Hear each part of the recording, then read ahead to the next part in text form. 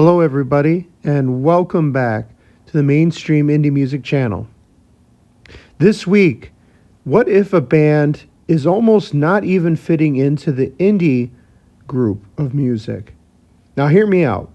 A lot of times, you may have heard of Fleet Foxes. I know I had a friend growing up that was really into them, and I didn't listen to them, and doing my research into this band. Also, by the way, just a side note, everybody, I apologize. Suddenly, my throat has just decided to go. I don't know what's happening with it. I've been battling illness for like the past 2 weeks. It seems like, I don't know if it's COVID. I don't know what it is, but just bear with me with my voice. That being said, like I said, Fleet Foxes is a band that was very interesting to do research into because they definitely get love. And this is no diss on their fans. They definitely have a fan base. And not only that, but they are held to such high critical acclaim. They've been nominated for Grammys, and you just never hear about them. Anybody that listens to or is into indie music, I just have never heard, besides my friend, to go check these guys out and give them a listen. I don't really know anybody that listens to their music. And again, this is not a diss on them. I've listened to their songs in doing research for this video as well, and they are very talented. No diss on Mumford & Sons, but they almost seem like a more capable, more artistic, and I guess just better musicianship than Mumford & Sons. That's what they kind of reminded me about. So how did we get to this point? How did we get really an indie band that hasn't even really found its roots in the indie genre? Well, you'd have to rewind to mid-2000s, about 2005, 2006, and that is when Fleet Foxes got their start.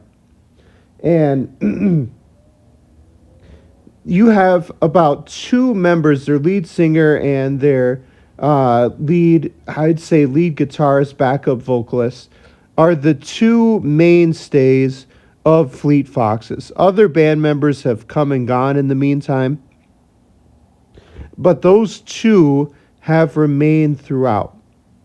Now, they got their start with their EP, and I believe it was the second one that they even released, called Sun Giant, around that time, the mid to late 2000s. And you have to remember, at that time, Arcade Fire was dominating. They were just everywhere. Bon Iver was soon to be coming up on the rise as well.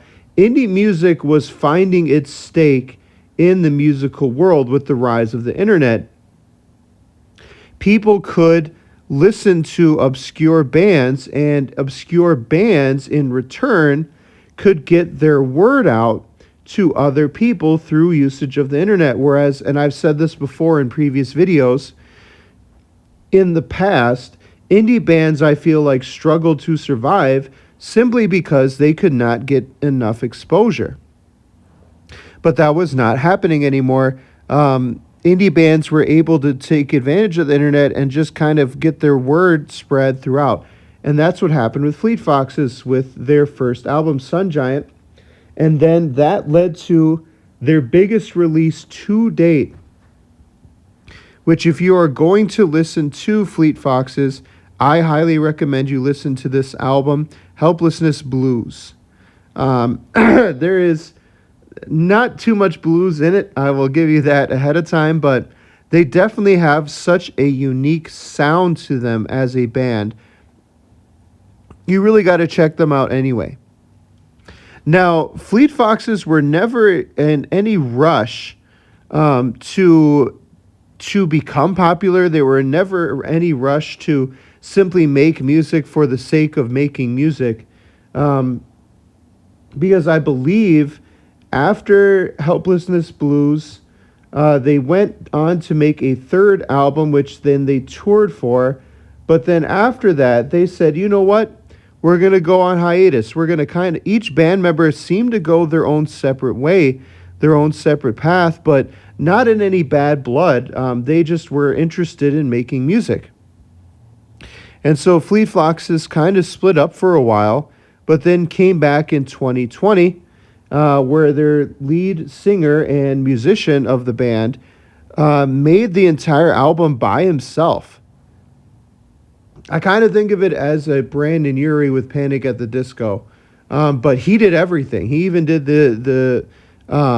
most of the instruments in the album as well. But it was still released under the Fleet Fox name. And so far, Fleet Foxes as a band are still continuing to this day. They are still an active band. One of the last things I wanted to bring out about Fleet Foxes was their lead singer and kind of leader of the group, Robin Pecknold. What's kind of interesting is I might have misspoke a little bit before about kind of band members and how they got along together, because there was a story Robin told back right at the end of Helplessness Blues tour. Their drummer at the time had left Fleet Foxes to go on his own solo tour, and he said that took a huge hit out of him. Along with that, he had released Shore, their fourth album, and did the entire thing himself because of COVID, but also because he was running out of time simply to make the album. So he said he just made it all himself. The lyrics came to him when he was driving alone through upstate New York at the time, and it all kind of just came together. So kind of an interesting guy as well. And I want to hear what y'all think. Have you listened to Fleet Foxes? Other than Helplessness Blues, what else should people check out? And I will see y'all next week. Peace.